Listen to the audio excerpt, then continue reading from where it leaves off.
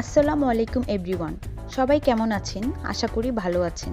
Cook and cook চ্যানেলের পক্ষ থেকে আমি নীলুফা ইশতিয়াক আপনাদের সবাইকে ওয়েলকাম জানাচ্ছি। আজকে আমি যে রেসিপি নিয়ে আপনাদের সামনে এসেছি তা হলো ঘরে বসে রেস্টুরেন্টের স্বাদে কিভাবে চিকেন পাকোড়া বানানো যায়। অনেকেই এটাকে চিকেন পপকর্নও বলে থাকেন।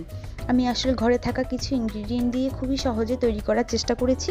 আশা করছি আপনাদের কাছে খুবই ভালো লাগবে খেতে। চলুন সরাসরি রান্নায় চলে যাওয়া যাক।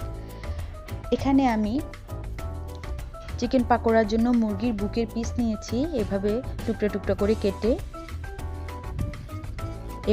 কেটে আমি এগুলোকে ধুয়ে পানি ঝরিয়ে নিয়েছি।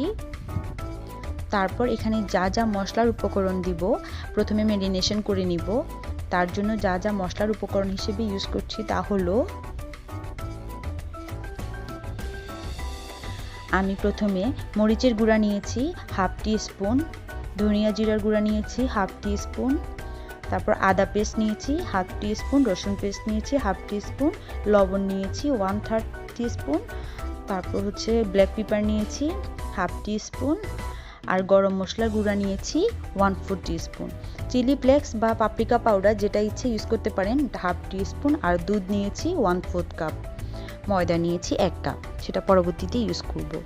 এখন সবগুলা মশলার উপকরণ আমি একসাথে করে মাংসে ঢেলে দিব।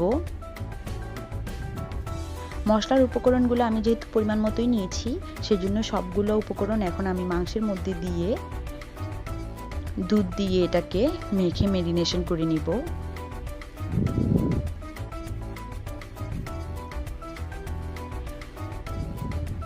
আমার কাছে মনে হয় দুধ দিয়ে ম্যারিনেশনটা করলে ভালোভাবে হয়, সেজন্য আমি সাধারণত ম্যারিনেশনে দুধটা ইউজ করি।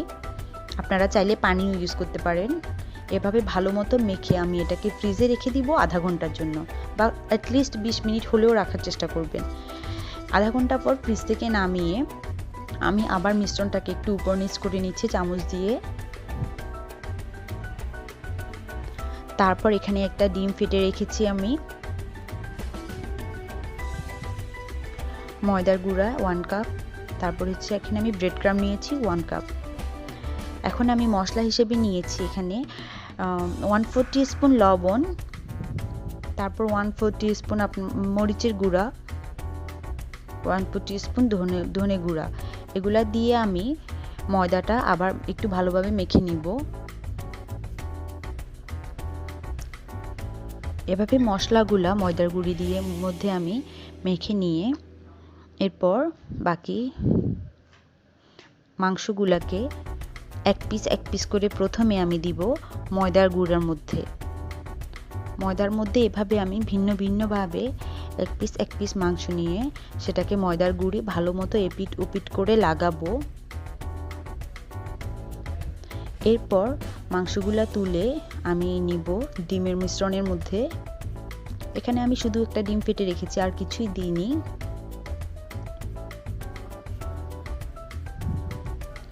এরপরে ডিমের মধ্যে এটা একটু জাস্ট চুবিয়ে এরপর এটার গায়ে আমি ব্রেড ক্রাম্ব লাগাবো। ব্রেড ক্রাম্ব না থাকলে আপনারা এখানে বিস্কুটের গুঁড়াও ইউজ করতে পারেন। ব্রেড ক্রাম্বটা এভাবে উল্টে পাল্টে পুরোটার মধ্যে লাগিয়ে নিব। এভাবে করে আমি সবগুলা মাংস সেট করে নিব। ব্রেড ক্রাম্ব মধ্যে এভাবে ডুবিয়ে নিয়ে প্রথমে ময়দায়, তারপর ডিমে, তারপর ব্রেড ক্রাম্ব, এভাবে সিরিয়ালি করে আমি সবগুলা মাংস এভাবে করে নিয়েছি। এখন চুলায় যাওয়ার পালা।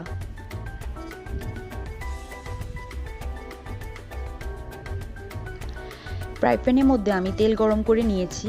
এখানে আমি হালকা মিডিয়াম আছে তেলটাকে গরম করে নিয়েছি। এরপর একে একে আমি মাংসগুলা ছেড়ে দিব তেলের মধ্যে।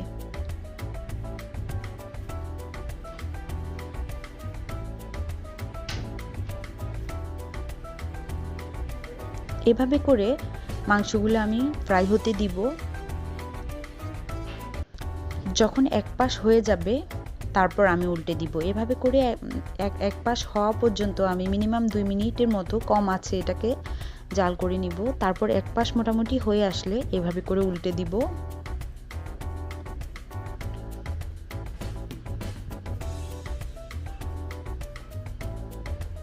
সবগুলো এভাবে উল্টে দিয়েছি। আমি আরও কিছুক্ষণ কুক করব।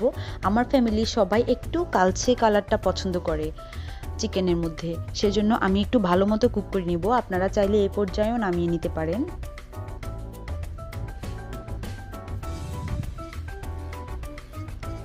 এভাবে আমি এগুলো একে একে তুলে নিব। তুলে নিয়ে তারপর আমি বাকি যে মাংসের পিসগুলো আছে সেগুলোও এই তেলের মধ্যেই ভেজে নিব। তোলার সময় আগুনটা একেবারে লো আঁচে রাখবেন।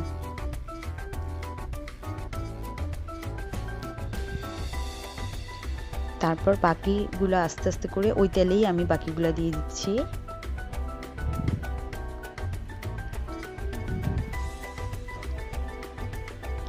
এই রেসিপিটি খুবই কম সময় লাগে। ম্যারিনেশনে যে 20 মিনিট বা আধা ঘন্টা রাখবেন, এর বাহিরে আপনার এখানে বেশি একটা সময় যায় না। খুব তাড়াতাড়ি এটা ভালোভাবে কুক হয়ে যায়।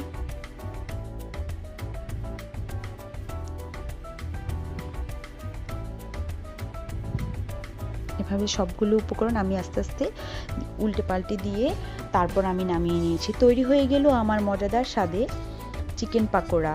আশা করি আমার আজকের ভিডিও আপনাদের সবার কাছে ভালো লেগেছে। আমার ভিডিও যদি আপনাদের কাছে ইজি লেগে থাকে তাহলে অবশ্যই আমার চ্যানেলে লাইক কমেন্ট করবেন এবং আমার চ্যানেলটি অবশ্যই সাবস্ক্রাইব করবেন। আর এভাবে আমি সহজ সহজ ঘরোয়া রেসিপি নিয়ে আপনাদের সাথে থাকতে চাই।